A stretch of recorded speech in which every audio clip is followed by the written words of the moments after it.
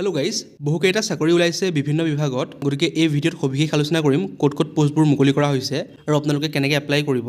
ইয়াৰ কাৰণে আপোনালোকৰ education qualification কি লাগিব, তাৰ লগতে ইয়াত আপোনালোকৰ এজ লিমিট কিমান লাগিব আৰু ইয়াত আপোনালোকৰ চেলাৰী কিমান হ'ব। গতিকে ভিডিঅ'টো স্কিপ নকৰাকৈ শেষলৈকে চাই থাকক আৰু যদিহে চেনেলটো নতুনকৈ আহিছে চেনেলটো ছাবস্ক্ৰাইব কৰি দিব আগলৈ এনেকুৱা ধৰণৰ জবৰ কুইক আপডেট পাবৰ কাৰণে। গতিকে আহক আমি ভিডিঅ'টো আৰম্ভ কৰোঁ। আৰু যদিহে আপোনালোকে এই এডভাৰটাইজমেণ্টবোৰৰ PDF ভালদৰে চাব বিচাৰে তেনেহ'লে ডেছক্ৰিপশ্যন বক্সত মোৰ টেলিগ্ৰাম চেনেলৰ লিংক থাকিব, তাত ক্লিক কৰি জইন হৈ ল'ব। তাতে আপোনালোকে এই এডভাৰটাইজমেণ্টবোৰৰ PDF লাভ কৰিব।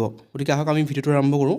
আপোনালোকৰ ফাৰ্ষ্ট পোষ্টটো হৈছে ডাটা এণ্ট্ৰি অপাৰেটৰ। ইয়াৰ কাৰণে এটা পোষ্ট খালী আছে। ইয়াৰ কাৰণে আপোনালোকৰ এছেঞ্চিয়েল কোৱালিফিকেশ্যন বিচাৰিছে ক্লাছ 12 পাছ। তাৰ লগতে আপোনালোকৰ 6 মান্থৰ ডিপ্ল'মা লাগিব ইন কম্পিউটাৰ এপ্লিকেশ্যন। ইয়াৰ কাৰণে এজ লিমিটটো উল্লেখ কৰিছে মিনিমাম 18 বছৰ আৰু মেক্সিমাম 40 বছৰ। ইয়াৰ কাৰণে আপোনালোকৰ মান্থলি ৰেমুনাৰেশ্যন থাকিব 10,000 টকাকৈ। এই পোষ্টটো আহিছে দেখা পাইছে ফৰেনাৰ্ছ ট্ৰাইব্যুনেল হাফলং ডিমা হাছাওৰ ফালৰ পৰা।